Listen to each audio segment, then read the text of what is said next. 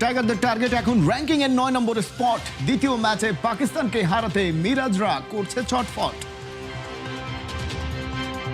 নাহিদ রানার ভেতর মেলে মোস্তাফিজের ছায়া। তালহা জুবায়ের মানেন ওর জন্য ব্যাপারই না বিশ্বসেরা হওয়া।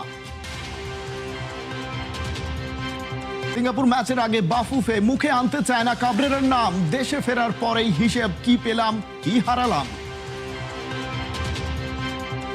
সিরিজ জয় তো নতুন কিছু নয়, এবারে পাকিস্তানের বিপক্ষে তেমন আরেকটা জয়ে মিলবে নয়া মাইলস্টোন। আইসিসি র্যাঙ্কিং এ 9 নম্বর পজিশনটাকেই টার্গেট করেছে মেহেদী মিরাজের দল। প্রথম ম্যাচে 209 বল হাতে রেখেই জেতা টাইগাররা দারুণ উজ্জীবিত। ইনফর্ম তানজিদ তামিমের সাথে দুর্দান্ত নাহিদ রানার ওপর স্পটলাইট থাকবে দ্বিতীয় ম্যাচেই। নজর থাকবে বাকি পারফর্মারদের দিকেও। প্র্যাকটিস গ্রাউন্ডে চিলের মতো ছো মেরে ক্যাচটা লুফে নিলেন তাওহিদ হৃদয়। এমন দারুণ ফিল্ডিং দেখা গেছে পাকিস্তানের বিপক্ষে পয়লা ওয়ানডেতে। তবে নাহিদ রানার অতি মানবীয় পারফরমেন্সে যেন ঢাকা পড়ে গেছে সব। একটা দল যখন দারুণ উজ্জীবিত থাকে, এমন টিমওয়ার্ক তখন দেখা মেলে হর হামেশাই, যেমনটা পাওয়া গেছে পাকিস্তানের বিপক্ষে ওই প্রথম ম্যাচে। স্কোয়াডে 4 ব্যাটারকে ওয়ানডে অভিষেক করিয়েছে মেনিন গ্রিনরা। সাহিবজাদা ফারহান, মাজ সাদাকাত, শামিল হোসেন আর আব্দুল সামাদ অবশ্য ধর্ষা করার মতো কোনো পারফর্ম করতে পারেননি। ব্যাটিং অর্ডার কলাপস করেছে ওই নাহিদ রানার সুপার স্পেলের সামনে। তবে তরুণদের দোষ দিয়েও লাভ নেই, কারণ রানার পারফেক্ট এক্সিকিউশনের শিকার তো হয়েছেন দুই অভিজ্ঞ ব্যাটার মোহাম্মদ রিজওয়ান আর সালমান আঘাও। রানার বোলিং ফিগার শেষ পর্যন্ত দাঁড়ালো মাত্র 24 রানের বিনিময়ে 5 উইকেট। কি করেননি রানা? একের পর এক বাউন্স ছুড়েছেন, তার সাথে মাপা লেন্থ। তাতেই কাবু হয়ে পাকিস্তান গুটিয়ে যায় মাত্র 114 রানে, যেটা আগে ব্যাট করে বাংলাদেশের বিপক্ষে পাকিস্তানের রেকর্ড লোয়েস্ট টোটাল। এই হাল নিয়েই ওরা শুক্রবার মাঠে নামছে মাস্ট উইন দ্বিতীয় ওয়ানডেতে। ভেন্যু ওই একই, মিরপুরের হোম অফ ক্রিকেট। মজার ব্যাপার, আগের ম্যাচে ব্যাটিং বিপর্যয়ের পর বল হাতেও এলোমেলো ছিল পাকিস্তান। ওয়াইডি কনসিড করেছে 14টা। টাইগাররা তার মৌকাও নিয়েছে সমানে। তানজিদ তামিম ক্যারিয়ারের 5 নম্বর 50 তুলে নিয়েছেন, আর বাংলাদেশ তাদের টার্গেট চেজ করেছে 8 উইকেট আর 209 বল হাতে রেখেই। এবার হোম টিমের সামনে মৌকা সিরিজটা কনফার্ম করার। আর সেটা যদি হয়, তাহলে পাকিস্তানকে হারানো হবে ব্যাক টু ব্যাক ওয়ানডে সিরিজে। আগের সিরিজটা অবশ্য বেশ আগে। 2015 সালে 3-0 ব্যবধানে মেনিন গ্রিনদের হোয়াইট ওয়াশ করেছিল মাশরাফি সাকিবদের বাংলাদেশ। মিরপুরের মাঠে এবার 11 বছর আগের সেই স্মৃতি ফিরিয়ে আনতে মরিয়া টাইগাররা। এই ম্যাচে উইনিং কম্বিনেশনটাই ধরে রাখতে চাইবে বাংলাদেশ।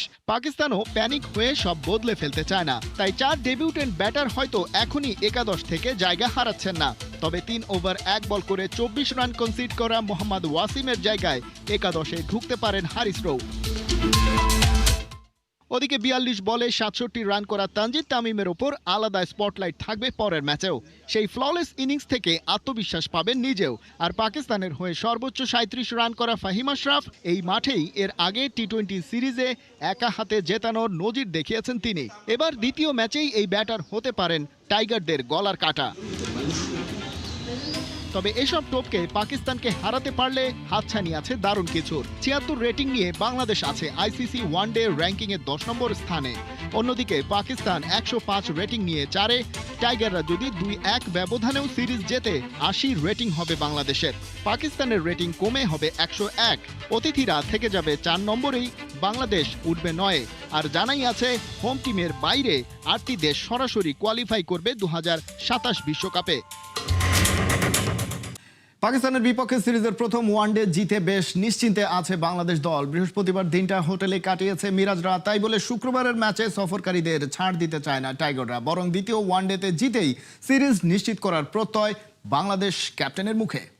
খুবই ভালো হয়েছে, আমরা কালকের ম্যাচটা উইন হয়েছি। এটা আমাদের জন্য একটা পজিটিভ সাইড, যেহেতু আমাদের এবছর ওডিআই অনেক বেশি ম্যাচ এবং আমাদের র্যাঙ্কিং এর একটা ব্যাপার আছে। অবশ্যই যেহেতু এখানে আমরা ট্রু উইকেটে খেলছি এবং অ্যাজ এ স্পিনার হিসাবে ট্রু উইকেটে বল করাটা একটু বেশি চ্যালেঞ্জিং। আর আমার কাছে মনে হয় যে আমি যদি অবশ্যই ভালো জায়গায় বল করতে পারি, লেন্থ দুইটাই ট্রাই করতে পারি, আমার কাছে মনে হয় যে সাকসেস হওয়ার চান্সটা বেশি থাকবে। গতি না নাহিদের নেশা স্কিল। তার গুরু তালহা জুবায়ের নাহিদকে ভাবেন আরেকজন মুস্তাফিজ হিসেবে। কথা কম বলা, স্লোয়ারে মুন্সিয়ানা, সব মিলে ফিট থেকে ক্যারিয়ার শেষ করলে নাহিদ রানা নাকি হতে পারেন বিশ্বের সেরা 5 পেসারের একজন। তালহা জুবায়ের তেমনটাই বিশ্বাস করেন।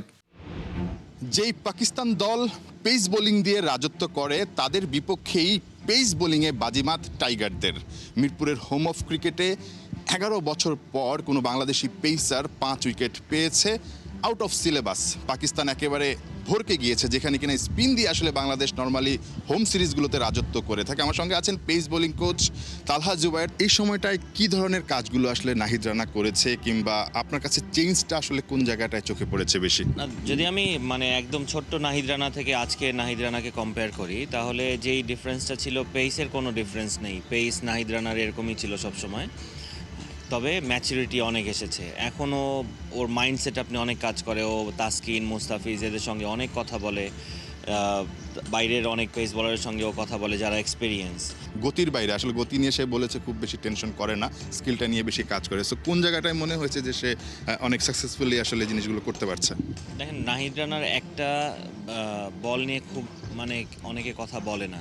নাহিদ রানার স্লোয়ার কিন্তু পিক করা খুব ডিফিকাল্ট, কারণ ওর অ্যাকশনের কারণে, এবং একদম লাস্ট মোমেন্টে। মুস্তাফিজ ইজ অন্য লেভেলের ওর কাটার, রাইট? ওর রিস্ট অনেক ফ্লেক্সিবল।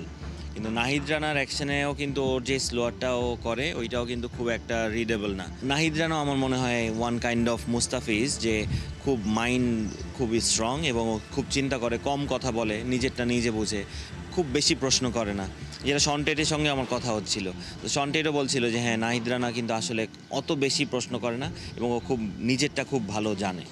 ফ্র্যাঞ্চাইজি লিগের সেরা বোলিং ফিগার ক্যাটাগরিতে নির্বাচিত হয়েছেন তাসকিন আহমেদ। প্রতি বছর ক্রিকেট বিষয়ক সংবাদ মাধ্যম ESPN ইন্টারন্যাশনাল ও ফ্র্যাঞ্চাইজি ক্রিকেটের সেরা পারফর্মারদের স্বীকৃতি দিয়ে থাকে। এবার এই সম্মান পেয়েছেন বাংলার স্পিড স্টার।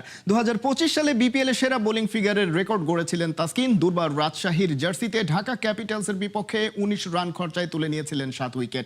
টি-20-র ইতিহাসে এটা ছিল তৃতীয় সেরা বোলিং। গেল BPL-এও 12 ইনিংসে 25 উইকেট তুলে নিয়ে সেরা উইকেট শিকারী বনেছিলেন এই পেসার। এটা ছিল তার ক্যারিয়ারের দ্বিতীয় ফাইফার। তাসকিনের মতো সেরা বোলিং ফিগারে মনোনয়ন পেয়েছিলেন শেখ মাহদি, কিন্তু তাকে পেছনে ফেলে সেরা ইন্টারন্যাশনাল বোলারের স্বীকৃতি পেয়েছেন কুলদীপ যাদব।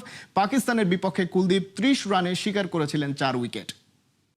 মাথায় বিদেশি প্লেয়ার না পাওয়ার টেনশন নিয়ে শুরু হচ্ছে IPL 2026। 28 মার্চ শুরু হতে যাওয়া এই টুর্নামেন্টের জন্য চিন্তার কারণ হয়ে দাঁড়াচ্ছে ইরান ইসরায়েল ইস্যু। মধ্যপ্রাচ্যের অস্বাভাবিক বিমান চলাচলে বিদেশিদের আসার পথে বড় বাধা। টি-20 বিশ্বকাপ খেলতে এসে বিপাকে পড়েছিল ওয়েস্ট ইন্ডিজ ও সাউথ আফ্রিকার ক্রিকেটাররা।